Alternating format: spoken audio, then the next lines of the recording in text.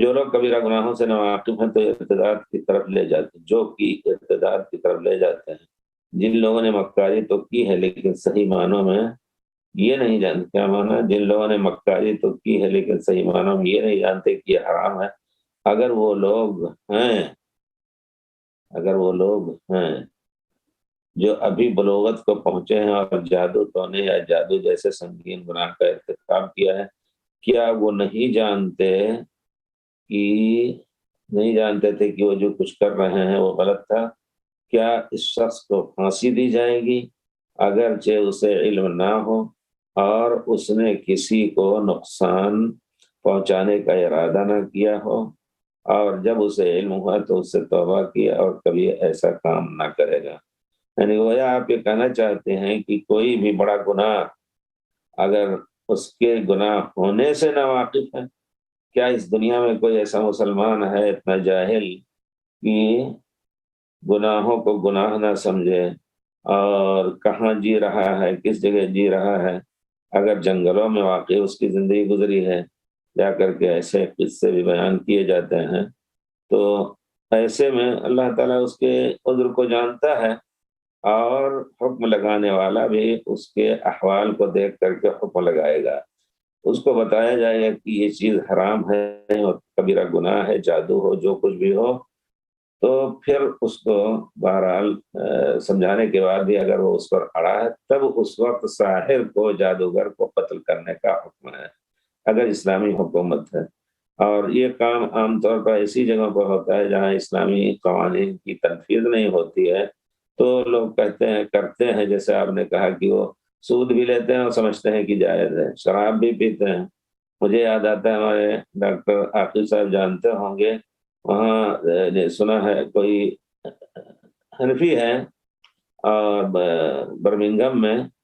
اور ان کے اس پر دکان پہ بہت بڑی شراب کی دکان ہے، بڑا لمبا چوڑا لکھا ہوا، میں بول گیا کیا لکھا ہوا ہے،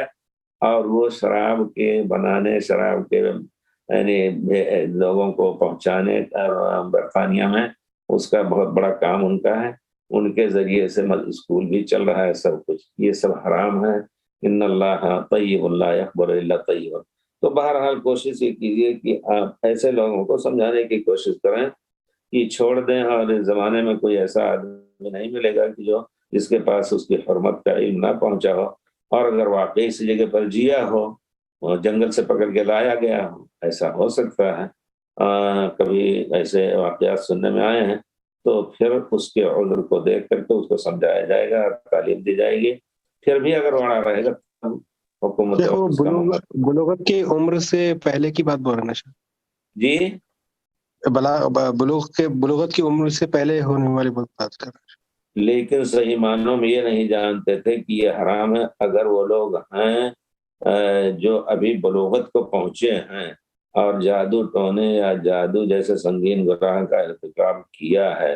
اگر بلوغت سے پہلے ہے تب بھی کہیں ایسے جگہ پر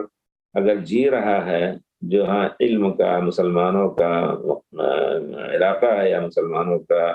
کہ لوگ مسلمان وہاں رہتے ہیں، کچھ علماء بھی ہیں، تو ہمارے خیال سے اس کو عذر نہیں سمجھا جائے کہ ہمیں نہیں معلوم، رہ گئی بات بلوغت سے پہلے اگر اس کا ارتکاب کیا ہے تو اس پر وہ حد نہیں لگایا جائے گا، حد نہیں لگائی جائے گی، یعنی قتل کرنے کا فیصلہ اس کے اوپر نہیں کیا جائے گا جب تک وہ بالغ نہ ہو جائے اور اس کو سمجھا نہ دیا جائے۔ لیکن یہ ہے کہ ایسا عذر قبول بھی نہیں کیا جائے گا اگر وہ جی رہا ہے مسلمانوں کے درمیان، البتہ ہو سکتا ہے اللہ تعالیٰ خیر کرے کچھ ایسے علاقے ہوں جہاں کی لوگوں کو خبر بھی نہ ہو کہ وہ سود حرام ہے، یا لوگوں کو خبر بھی نہ ہو کہ وہ شراب پینا حرام ہے یا جادو ٹونا حرام ہے، اگر ایسا ہے بلوغت سے پہلے تو اس کو سمجھایا جائے گا، اس کو اس وقت قتل کا حکم نہیں لگایا جائے گا اس کے اوپر، لیکن اگر بالغ ہو کر کے بھی اس پر اڑا ہے تب اس کے اوپر علماء کا فتویٰ ہے، پرانے زمانے سے حضرت صحابہ کرام کا فتویٰ ہے کہ اس کو قتل کر دیا جائے۔